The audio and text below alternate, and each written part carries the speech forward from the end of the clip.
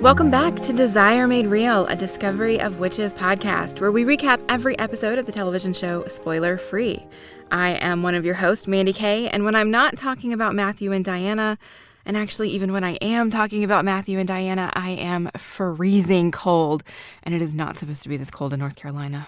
And I'm Caitlin, and when I'm not talking about Discovery of Witches, I'm happy that I'm so cold because it's finally snowing here. We have ice. Ice, not snow. Ice. Oh, I'm sure we've got ice too because it snowed yesterday and then it warmed up and then it snowed again overnight. So I'm sure there's ice under the snow. Like, I'm not leaving my house today. Oh, yeah, one of those days. But it's pretty out there. Yay. Well, that's good. Yeah. This time last year we had cherry blossoms, so. Oh, wow. Big difference. Yeah. Okay. Each week we'll recap the episode spoiler free. We'll also include a segment at the end to discuss the books, how well the adaptation works, and we will likely dive into some spoilers here, but don't worry, we'll give you plenty of warning before we get there. Episode 9 was written by Michelle Gale and directed once again by Jonathan Teplitsky. I think I'm getting better at that name. But we have a woman in the credits this week. Thank goodness. I've missed them. So here we go. All right. Episode 9. We have one more to go after this one. It's coming to a close. I'm really sad at how fast this went because Deborah Harkness said on her Instagram that season 3 is only 7 episodes. No. Yeah, so, which I get from the book. Like, the book is 90% people talking, so I understand that there's really not much there for a TV show. So it's going to be over so fast. Yeah, I'm not, like, upset that they're not going to have the time to adapt the book. I'm just upset that it's so short. Yeah, totally get it. Totally get it. But we're not quite done with this season yet, so let's jump into episode 9. Which I like to call A Day in the Life of the Roydens, because it is just one day. Oh, is that why I don't particularly like this episode? Oh, interesting. This is my favorite episode. Crazy. I think it's weird, and I just kind of don't like it. I mean, it's not the worst episode of the season, but it feels a little out of place for me. So maybe we can talk about that towards the end. Yes. We do open with Diana still obsessed with the book. Of course. As she is in most places in her life, but this time with this specific book, I suppose. And she's wearing her blue dress again with the twisty bits on the sleeves that I said, I'm pretty sure this is the only one she wears more than once. Yeah, I noticed it. It's funny because for some reason in this episode, I like it way more than I did in the other episodes. And I'm wondering if it's not actually the dress, if it's the thing in her hair. Maybe. That just like ties it all together.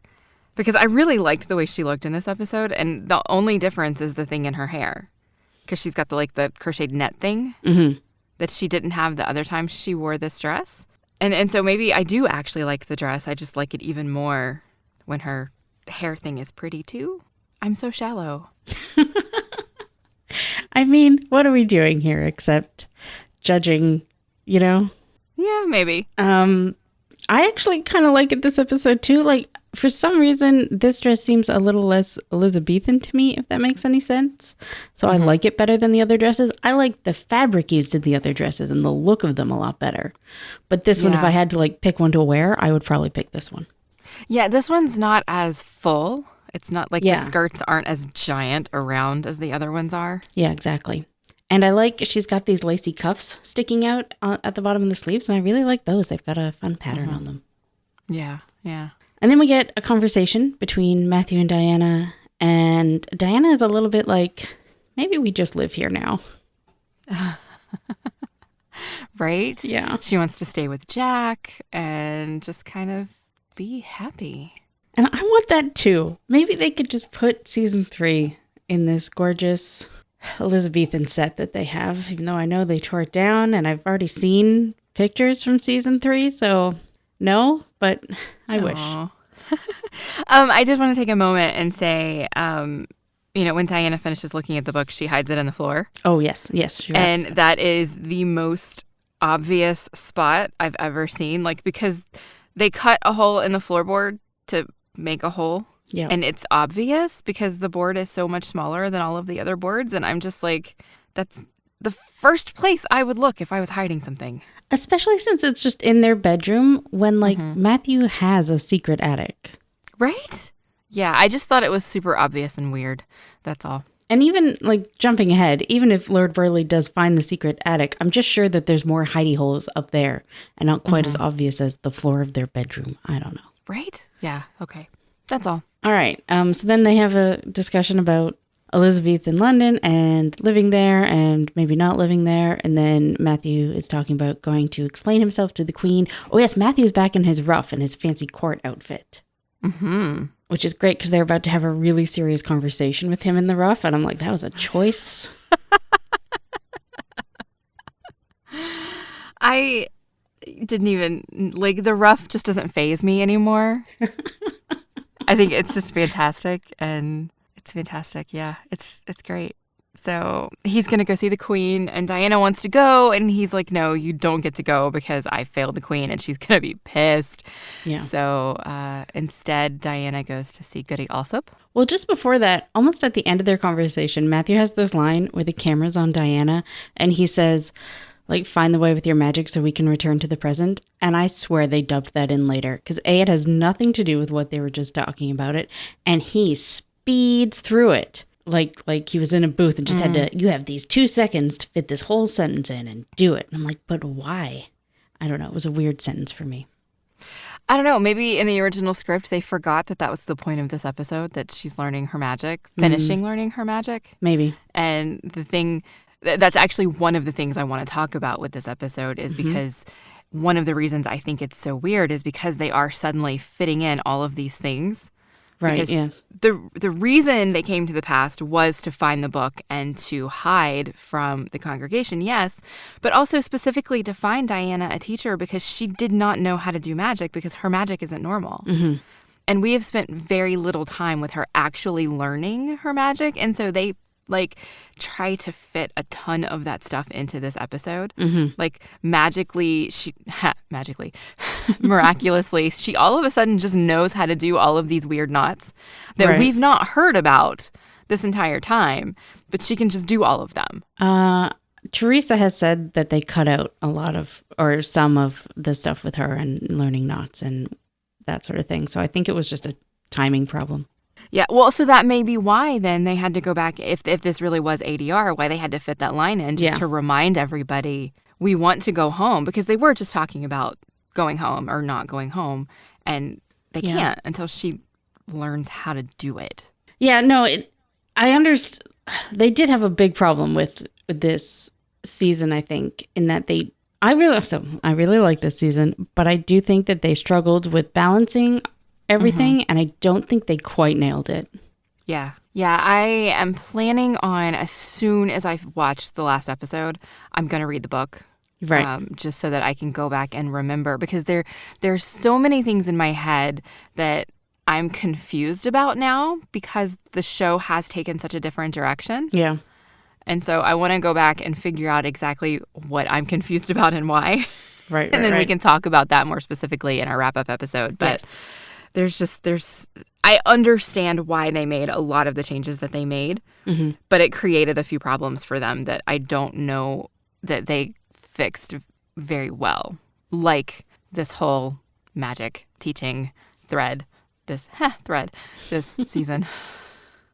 Well, before we get there, we arrive at Goody Alsop's, and Goody Alsop has basically the best line of the show, where she looks at Matthew and says, "The dark clouds that circled you have lifted somewhat." Mm-hmm. And I just think it's hilarious that she noticed he's a little less broody. Yeah. And he's just like, kind of you to say. I don't know why I find it hilarious, but I do. Well, I was wondering if it was some kind of like magical intuition about him being mated now versus not mated before. Maybe. I just assumed it was that, he feels smiling. better about murdering his dad. He's not quite as maybe caught up in it, Yeah. Maybe yeah, no, both. that's absolutely could be it too, yeah. But then Goody makes another observation that is kind of dropped like a truth bomb and then not really addressed again in the episode. Yeah, surprise pregnancy. Yeah, Diana's pregnant. Wow, okay. Opening credits. Yeah. So just to talk a little bit about that, I'm sure we'll dive into this more in our book section here, but I want to say that as much as I understand why they did it, I hate that they did it as a surprise pregnancy. Mm-hmm. Because A lot of vampire stories have a surprise pregnancy. Like, I can think of 2 big ones off the top of my head without even doing research, you know? So I think that's just tired. And B, in the book, I thought it was so much better because they chose it.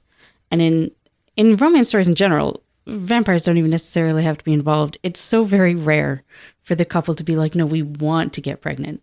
Usually it's surprise pregnancy. And I liked that this story was different. And so I dislike that they changed it, even though I understand why they did. Yeah, that makes sense. Yeah, so after the credits, we have Diana and Matthew alone talking about the surprise pregnancy. Matthew is absolutely astonished and incredulous because it's impossible. This is uncharted territory. And for him, this is just one more reason why they have to get back to the future as soon as possible. But I really like that once again, Diana asks about Jack. Yeah. You know, what are we going to do about Jack when we go to the future? He's our kid now. Yeah, and that's good. This is one thing that I do like about the surprise pregnancy. I really like this conversation between the 2 of them. Okay.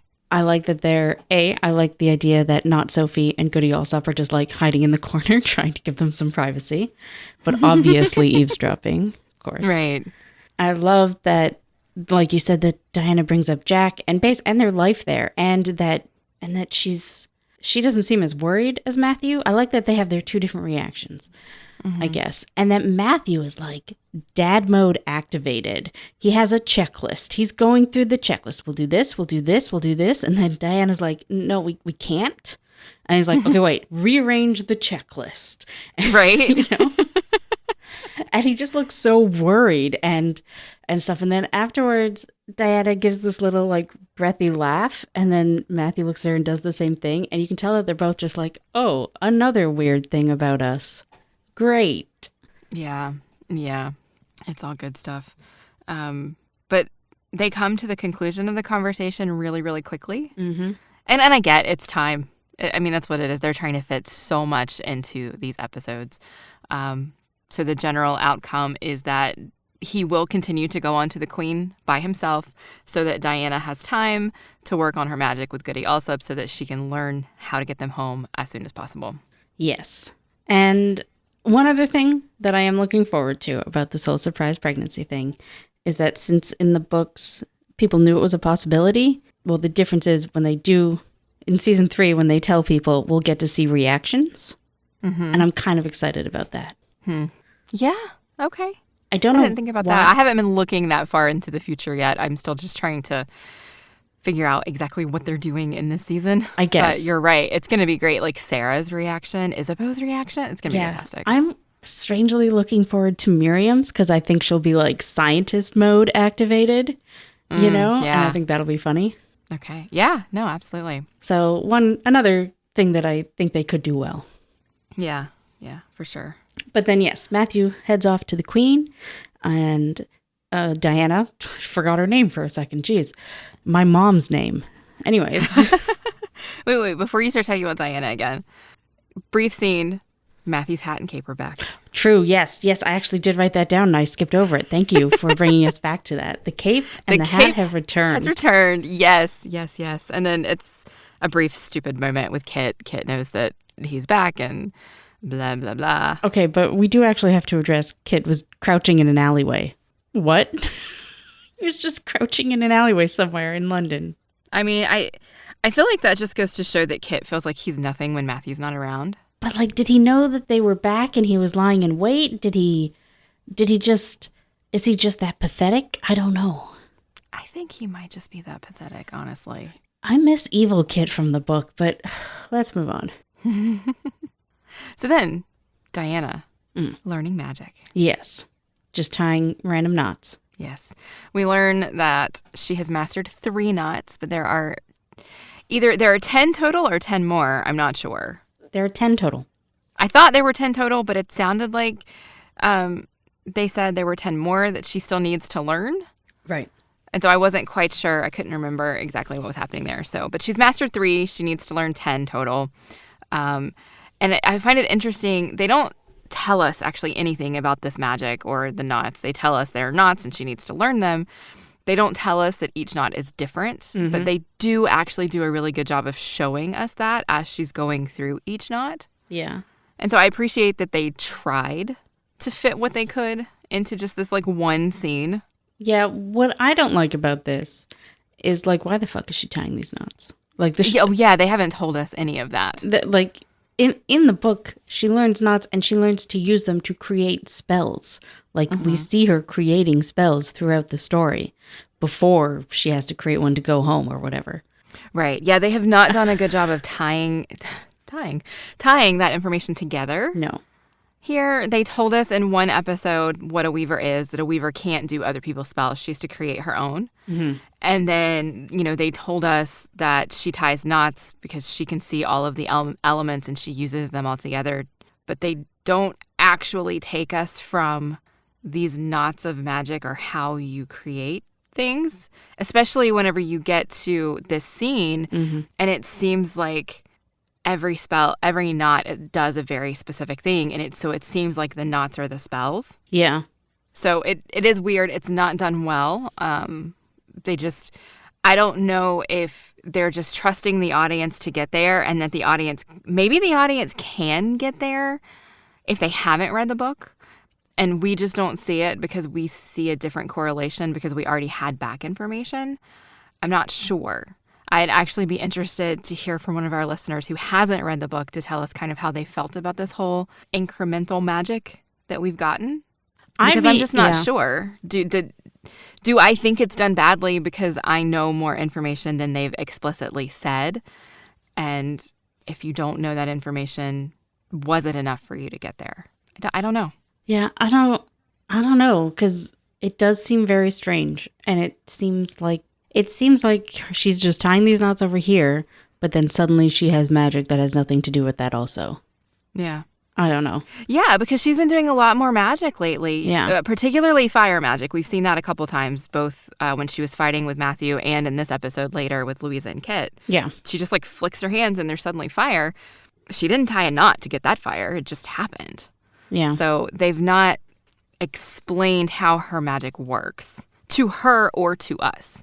Yeah, and maybe they're just the TV show's going in a different direction with magic than it did in the book, which is fine. I just don't see it, I guess. Yeah, yeah. So anyway, after she doesn't get all the way through 10 knots, after knot 7, that rowan tree kind of reappears and there's a fire drake perched in it and then flies around the room. Mm-hmm. I will say, to say some good things about this scene, I like beautiful. Diana's acting in it, or Teresa's acting, and the special effects are great, and I think it looks good how she's reacting to the knots and the threat. It all comes together in a nice visual way.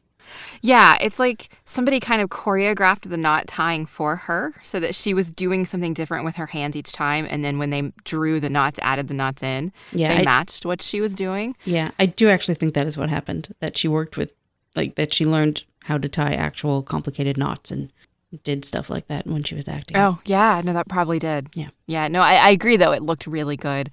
The special effects from the rowan tree and the fire drake looked really good. Mm-hmm.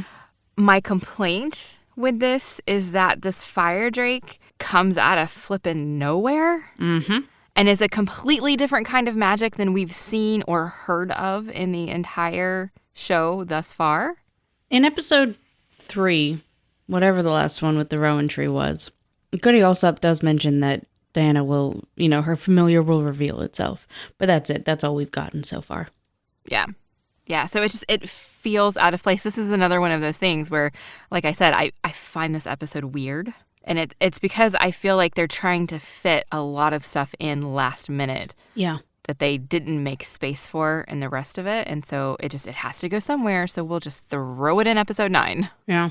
And this is one of those things. Yes, it's pretty, but that's it. That's it. So yeah, Cora is the fire drake. She disappears inside of Diana, and Goody says that the familiar will reappear when she is needed. Honestly, though, I think it's interesting that they chose to include Cora at all. Before going into the season, before episode 3, when Goody Alsop had her line about a familiar, I genuinely thought they would just cut her, because she's not that.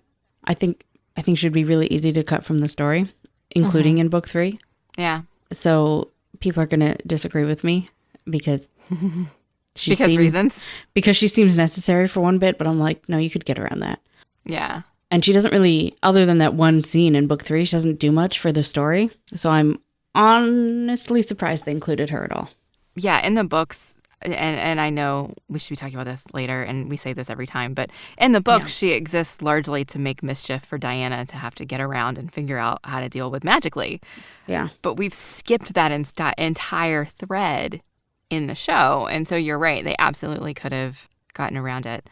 But she's pretty to look at. No, I like how she looks, and I'm intrigued to see what they do with her in season 3. Yeah. Cut to Matthew and the Queen, who is in quite a state because she has a toothache. That's fair. Toothaches are the fucking worst. Right? She is pissed. Yeah. And I think that is exacerbated by the toothache, of course. But she's mad that he has failed her. She wanted Kelly. All he did was bring the stupid book back. So she demands, bring me this book so I can send it back and get Kelly. Matthew says, oh, sorry, can't. It was stolen. She sees right through that lie. What a bold-faced lie. Right? What a risk. She sees right through it, of course, and sends Lord Burleigh to search the house for it and says, Matthew, you can't go. You have to stay here. Yeah. She is also quite bold, but she's the queen. She's entitled to be. Yeah. I'm honestly surprised that Matthew kept his cool when she threatened Diana. I'm impressed. Yeah. But he is smart, above all else, and he knows that he can't take on the queen. He knows that. Yeah. In the other instances where he's become super, super possessive and angry about Diana, it's always been in situations where he knows he could take whoever it was. Even when it was Philippe, right? He at least knew he could fight back. Yeah. And with the queen, he can't. And then Lord Burleigh is off to the Royden residence, and Kit is lying in wait for Diana in a much better place than a random alley. Right. This time he's at the tavern waiting to see her pass. And I have to say, I like the scene. It was done really, really well, that it comes right after the queen has sent Lord Burleigh to the house because she's angry with Matthew. This seems perfectly reasonable because Kit tells Diana that Matthew is in danger, that the queen is angry with him and put him in the dungeon. Yeah. Well, we didn't see that happen. It seems perfectly reasonable that she could have done that. Yeah, I think if I had not read the books, I would maybe think, oh, maybe he's telling the truth for a second. So, yeah. Right. Yep. And so Diana believes it. She gets in the boat with Kit to go find him. And then back at the Royden residence, when Lord Burleigh is taking all the books and Jack is trying to hide his own little book behind, and it's so adorable, and fuck these men for taking it from him. Is that what that was? Yeah. I was like, why? It's a piece of paper in Jack's hand. Why is Burleigh trying to take it? I don't understand. I was like, he's an asshole for taking it from this child, but I didn't know what it was. It's just a book that belongs to him, or it might be like a sketchbook, I think. Okay. And that's conjecture from the book. Right. Yeah. So fuck Lord Burleigh. Yeah, fuck Lord Burleigh. Quick cutscene back to the castle. Matthew is talking to Walter. I do like that we get to see one of his human friends briefly again. Yeah. It took me a minute. I was like, this guy's familiar. Who is it? Because it's been a while. It has been a while. And during the course of this conversation, Matthew decides the best way to get out of this is to actually tell the queen the truth. Yes. Which, color me shocked. Seriously, that's not sarcasm. Things like that never happen in fiction. People don't just do what they're supposed to do and tell the truth. Well, they didn't in the book. This is very different. And I love this change. It's this might be my actual favorite change from the book. Yeah. But no, it's good. I like the conversation that he has with the queen. Yeah. In a few minutes. But before that, Lord Burleigh finds the book because squeaky it's floorboard. In the fucking obvious spot. To be fair, I don't actually feel like a squeaky floorboard would stand out in a wooden house.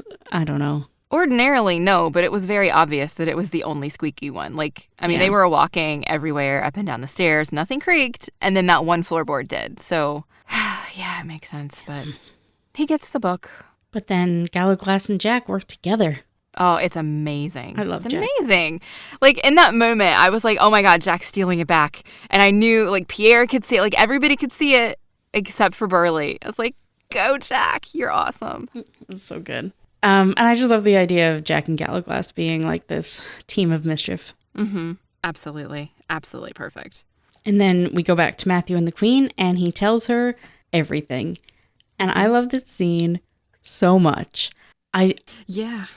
It's so good. Yeah, he starts by soothing her toothache with a drop of his blood, which is absolutely the best place to start, right? Let's just make her feel better so she might be more reasonable to talk to. Yeah. And, in that moment, she finally says the thing that we briefly talked about it before.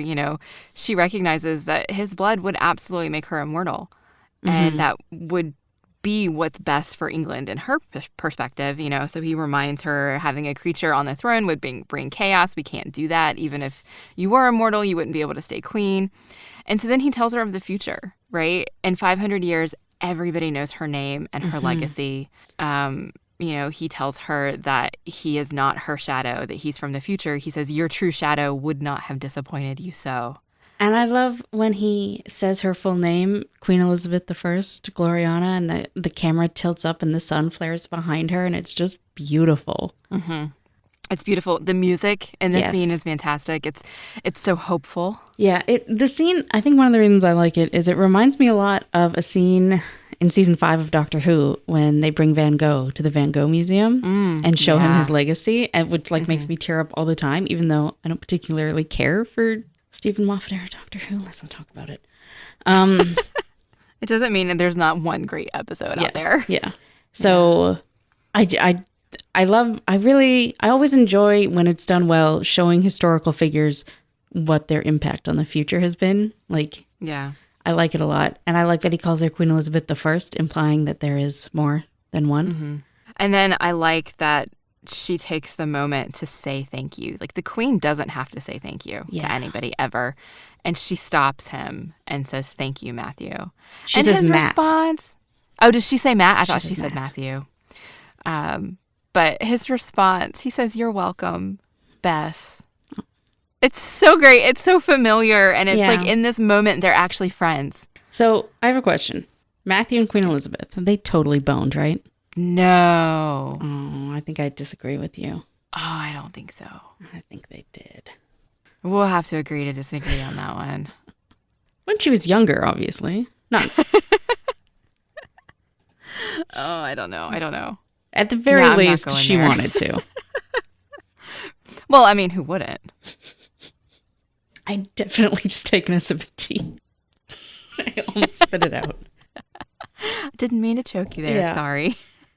No, it's all right. It's all right. Oh, okay. So then Matthew heads home because the Queen has forgiven him because he told her that England is good for 500 years. Don't worry about it. Mm-hmm. And the first thing he does when he walks in is take off his ruff, which I love. Totally. Yeah. It's like taking your bra off as soon as you walk in the door. Exactly. Gotta get comfortable. And then he goes to check on the book, and Jack to the rescue. He hid it under the bed. Mm-hmm.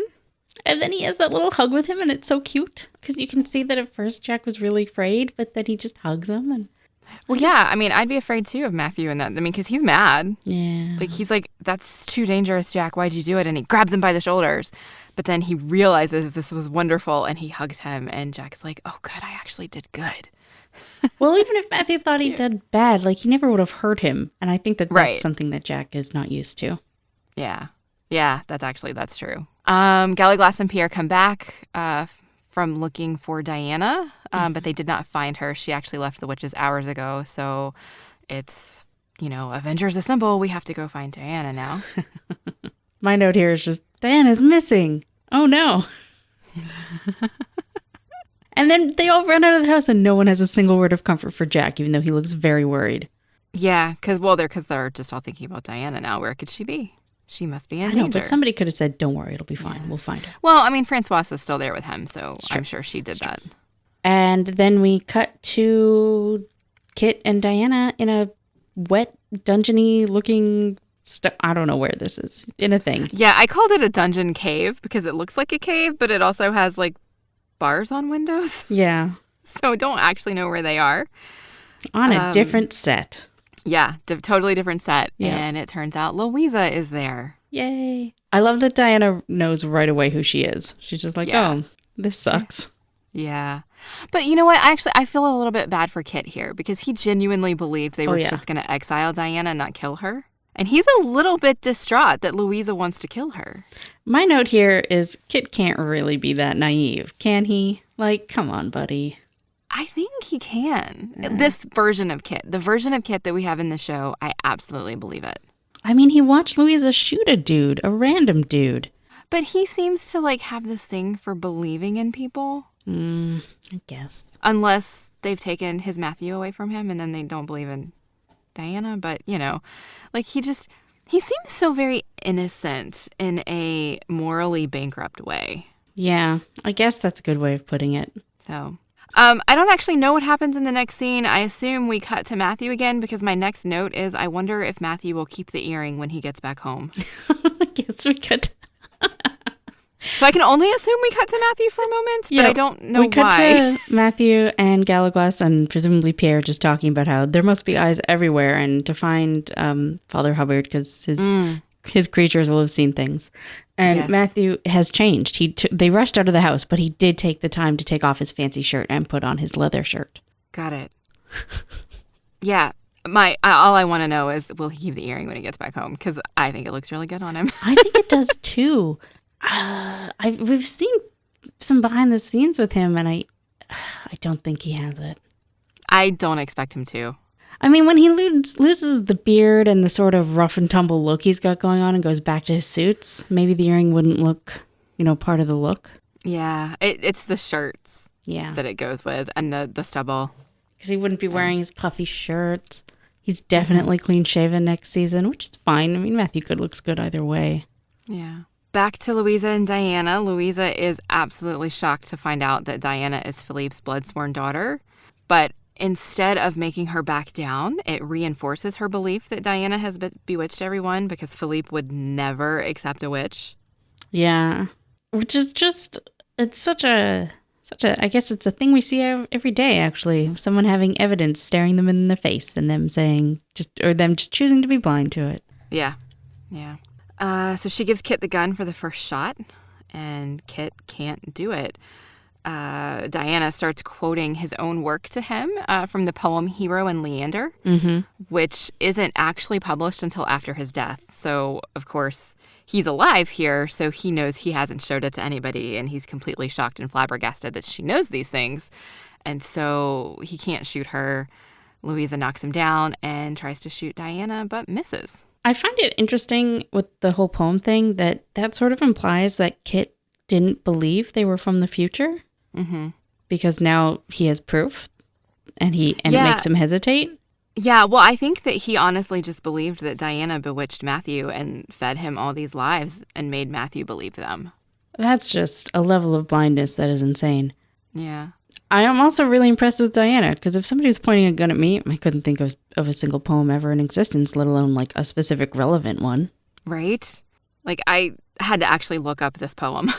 It's like, I can tell that she's quoting his own words to him, but I don't know enough about Christopher Marlowe's work to know. But, she's a historian, so it makes sense that she would. I can absolutely believe that she would. But, like, there are poetry lines that I do know off the top of my head. But if someone's pointing a gun at me, I would not be able to come up with them. Yeah. True story. Yeah, Louisa is pissed off that she missed, so she tries again, and this is where we see Cora again. I'm not sure, it's unclear if Diana called Cora forth or if Cora just sensed the danger and came forward. I feel like if it was if it was the latter, then she would have come forward sooner, so like maybe she had to wait until Diana called her. I'm unsure. I don't know what she says Cora's name.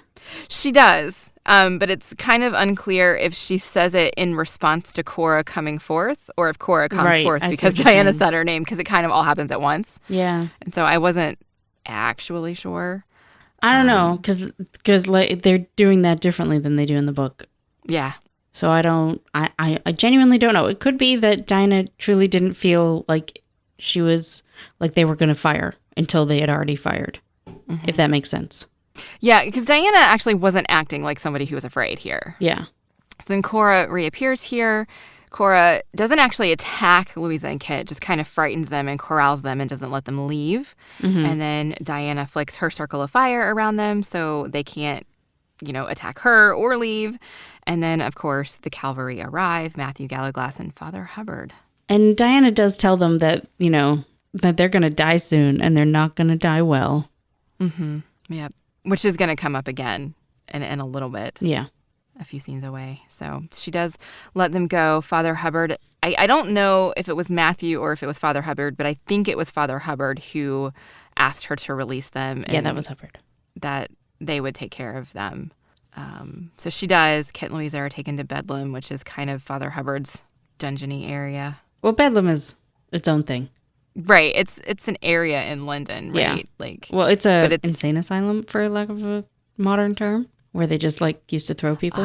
I guess I misunderstood that. Okay. Yeah. Okay.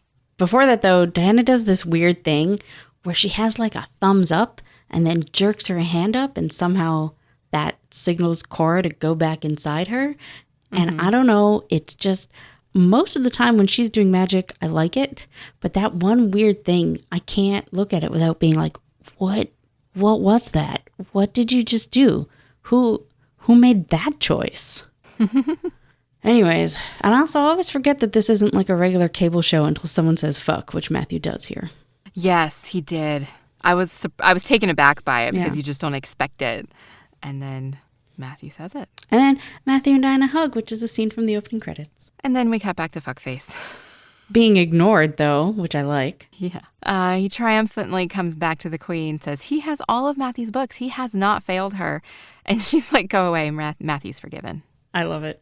Yeah, it's great. And he's just so defeated. Mm-hmm. And then we never see him again. It's fantastic. Yep. And then we're back to the Royden residence. And Diana's alone at home because Matthew has gone to indulge himself at Bedlam. And she makes Gallaglass take her there. Gallaglass is like, no, Matthew wouldn't want you to go. And she's like, well, I'll just go by myself then. Mm-hmm. So Gallaglass does take her. And we get Matthew in yet another fit of blood rage with those giant round black eyes. And he's covered in blood, appears to have been torturing Louisa, and is growling a lot. And this is the bit where I was shocked that they didn't put in some special effects on the growling, because he's doing a lot here. Yes. I was thinking that too. I was like, wow, I thought he did a lot of growling in the other episode, but this one, it's just continuous growling. Yeah. It's crazy. And then Louisa mentions the prophecy also, and how she thinks that Diana will destroy them. Them, I guess, being vampires. Yeah, she says Matthew and all of their kind. Yeah.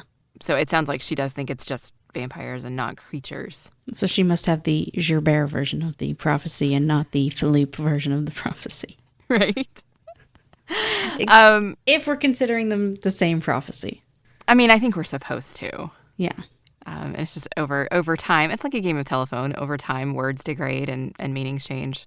Yes. And one other thing happens here where the camera shows Kit for a minute, and he looks terrified of Matthew, which I really, really love, because then you see Diana, and she's not scared at all.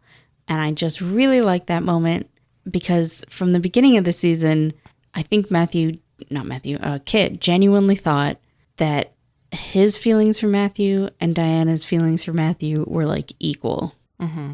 And vice versa, and Matthew's feelings for them if Matthew wasn't bewitched / from the future, whatever.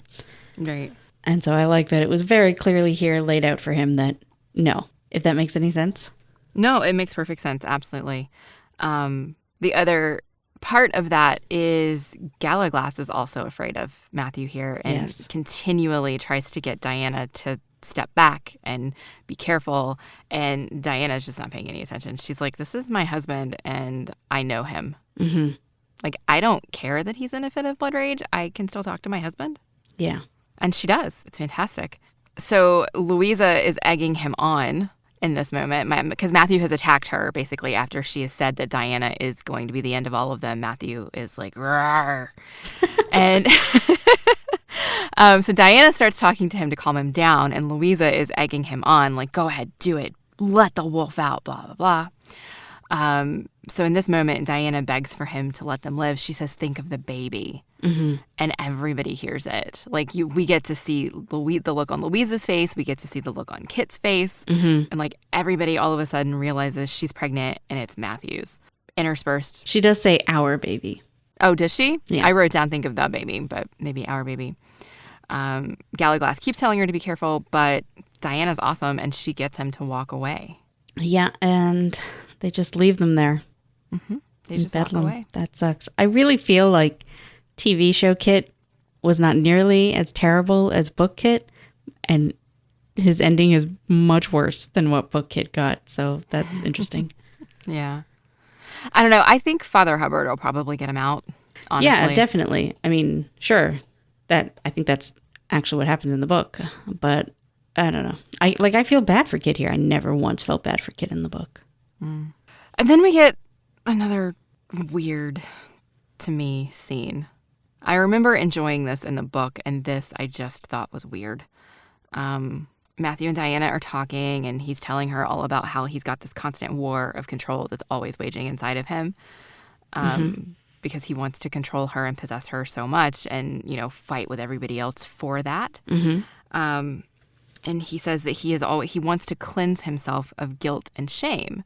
And somehow, I had to look up the transcript of this because the guy, he was whispering, and I don't have headphones on when I'm watching this like you do. And so maybe this transition was easier for you and maybe you got it a little bit better.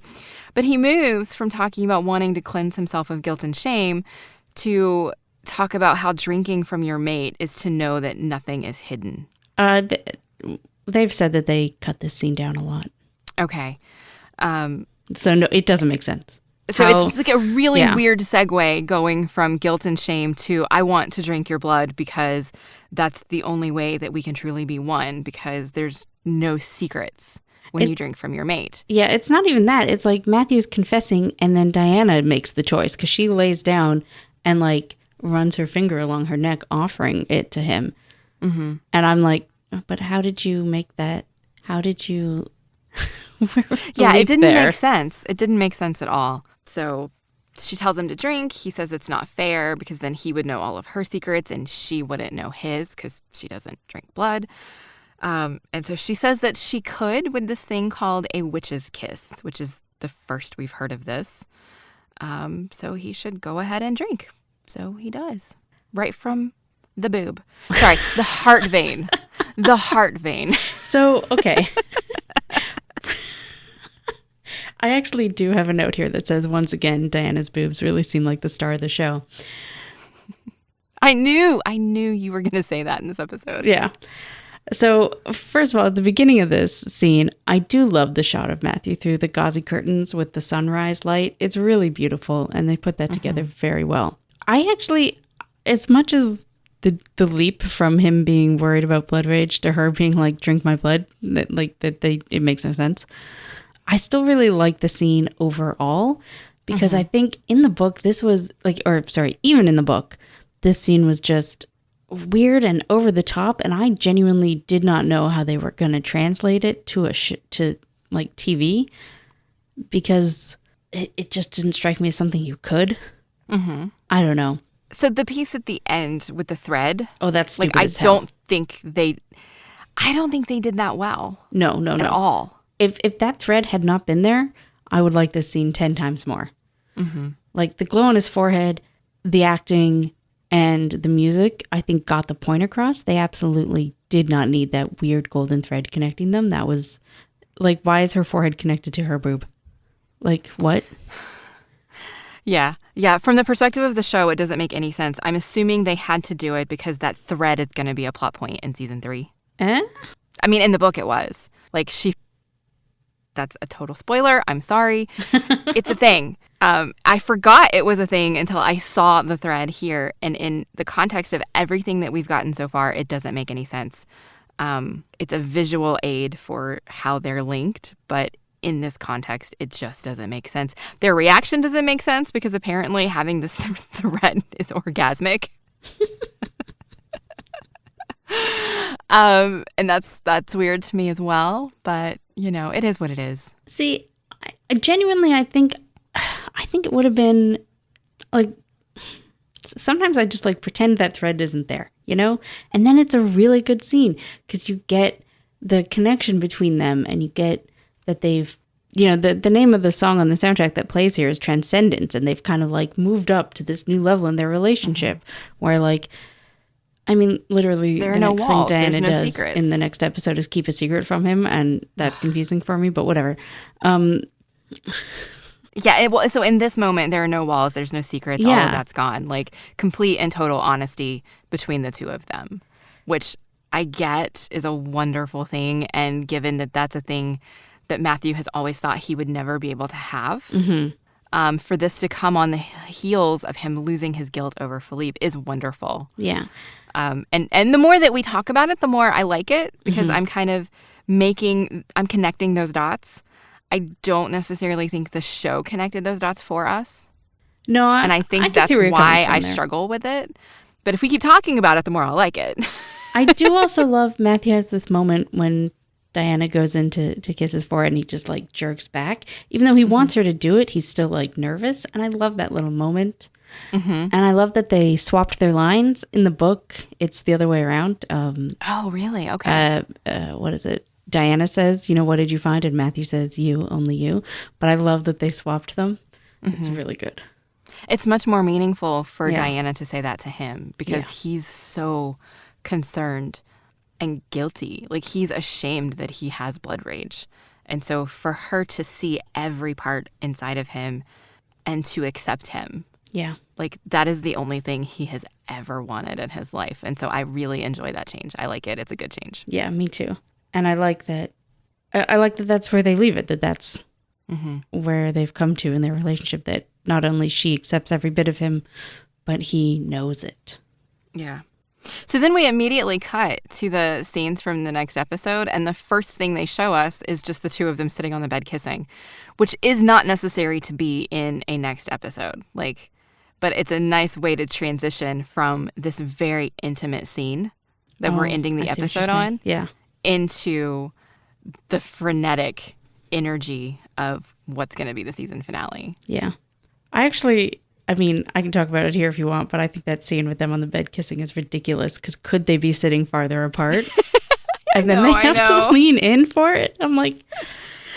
Yeah, every time I saw it, I was like, that's just so weird. It's cute, but it's so weird. Yeah.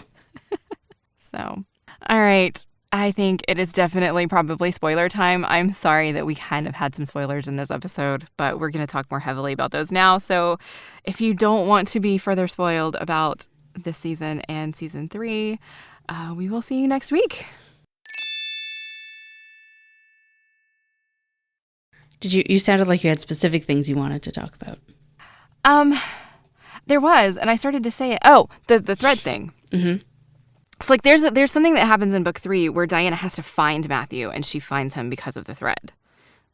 Like, she feels for the thread. Where is the thread leading? And so it's a connection point that's very specific. And so I feel like they're going to, for them to have kept it in, right, that they're going to use this episode. They had to do it for a reason. And that's the only thing I can think of, is that they still use that plot point in season 3. Or they wanted to keep it open at least. Right. Because in the book, they explain it. They describe it. They explain what she's feeling. They explain what it is, how it happened as they were having this connection. Like with him drinking the blood and her seeing inside of him and how this thread just kind of grew. Well, and they don't do any of that. They had here. like a chain or a thread connecting them since book 1. See, and I completely forgot that. And Diana talks about it a lot, and then near the end of book 1, she kind of I don't know about shows it, but like makes Matthew aware of it. Okay. And yeah, I reread this scene where Matthew drinks her blood for the first time or drinks from her heart vein for the first time last night, and of course everything about it has left my brain. Of course. Although one change I did prefer in the book, obviously, is that the witch's kiss thing, like, that's a spell that Diana creates on the spot because she's a weaver, which we haven't seen her do. And I like that it was something that she created for them. Mm-hmm. Yeah. Oh, that would have been better. Yeah. Instead of just having her suddenly... Because one of the things they're doing this season that I am not a fan of is they're just making her magically... I keep saying magically because I use that figuratively all the time, but she's just suddenly able to do things with no explanation of how or why. Yeah. And I guess my assumption is that it's because she's creating these spells and so she can just do whatever she wants.